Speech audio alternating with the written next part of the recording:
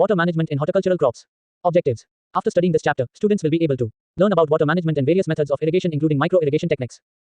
Select the suitable irrigation system for different horticultural crops. Manage the horticultural crops by making efficient uses of available water resources.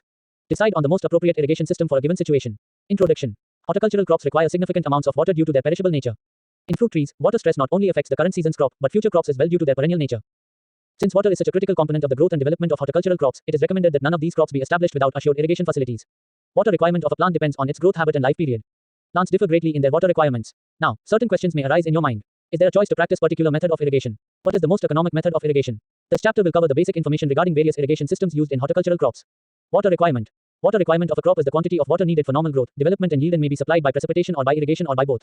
Water is needed mainly to meet the demands of evaporation, A, transpiration, T, and metabolic needs of the plants. The water requirement of any crop is dependent upon the following factors. Crop factors like variety, growth stage, duration, plant population and growing season.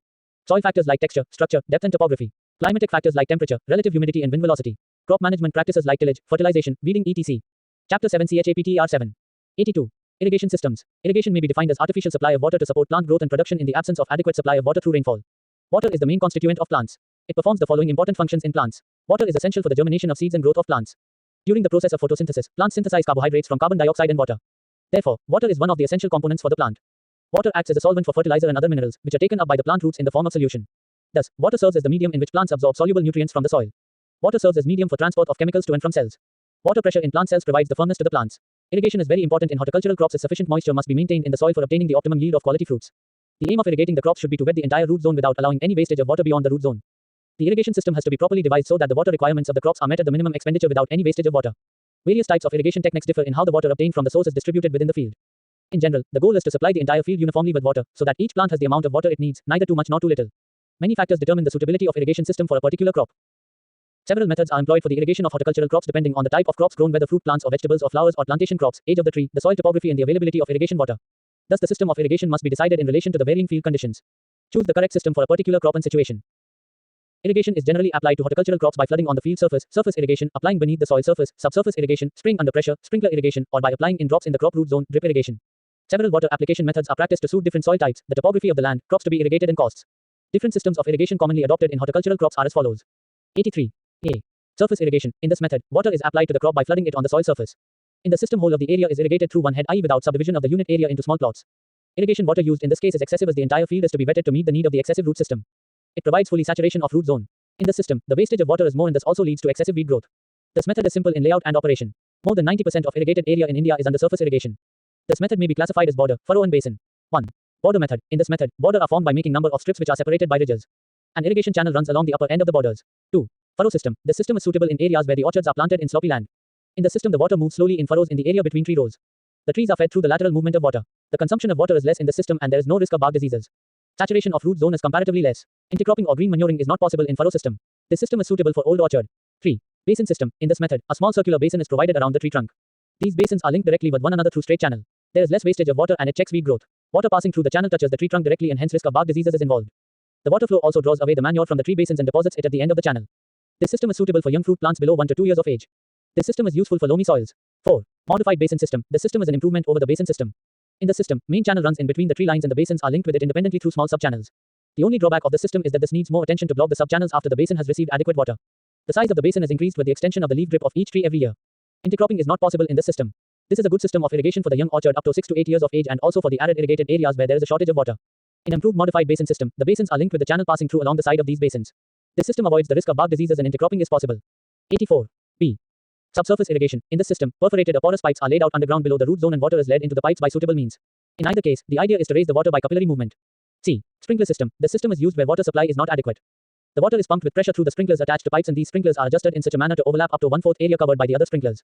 These are then moved to the next point after sufficient percolation has taken place. This system is very costly and is suitable in areas where the subsurface water is not fit and the soil is uneven or sloppy and the water supply is not regular from the canals. There is considerable saving in water used through sprinkler irrigation than surface irrigation. The initial, operational and maintenance costs are high. It is suitable for the full-grown orchards and vegetable crops. D.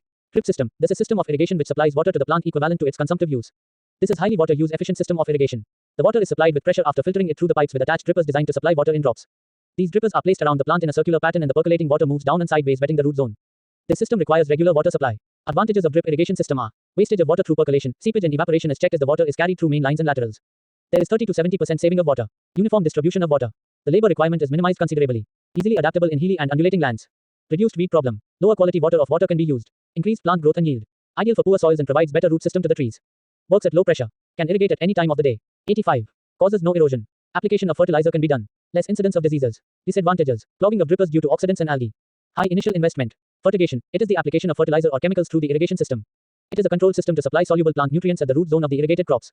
Fertigation is done through tank, venturi or pump systems. The most practical method of applying of fertilizer through the irrigation system is by creating a 10% bypass flow of the main line flow through an artificial fertilizer mixing tank. Advantages of fertigation. 1. An opportunity for placement of fertilizer at the vicinity of root zone of the crop along with irrigation water which increases in water and fertilizer use efficiency. 2. Deeper penetration into the soil. 3. Avoids its volatilization from soil surface. 4. Easy coordination with specific crop demand. 5. Decrease in labor and energy cost in fertilizer application by making use of water distribution system. 6. Improves the availability of nutrients and their uptake by roots. 7. Trace elements can also be applied along with major nutrients. 8. Saving of fertilizer. Fertigation tank. Fertilizer injector. 86. Limitations of fertigation. 1. Possibility of clogging emitters if the pH of irrigation water and fertilizer sources is not managed carefully. 2. May result in possible contamination of the drinking water supply if devices are not used to prevent backflow of nutrients into the well or other water sources. 3. Some of the chemicals are quite corrosive to metal and also cause skin burning if safety devices are not provided to protect the workers against unplanned discharge or spilling of chemicals. Irrigation scheduling. When to irrigate and how much to irrigate. Form the schedule of irrigation. In order to avoid water stress in plants and to obtain good yields of quality fruits, proper irrigation schedule should be followed. Scheduling of irrigation in plants is governed by soil, climatic and plant factors. Some practical approaches used to determine schedule of irrigation are soil moisture depletion, cumulative pan evaporation and sensational etc.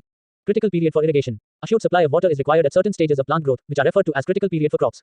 If water is not available at critical stages, yield is greatly reduced. For herbaceous crops, germination is critical stage. Depending upon the crop, critical stages vary such as head development for cole crops, pod development for beans, tuberization for potato, bulb development for onion and garlic, flower development for flower crops, fruit setting and development for fruit crops. Activity Exercise 1.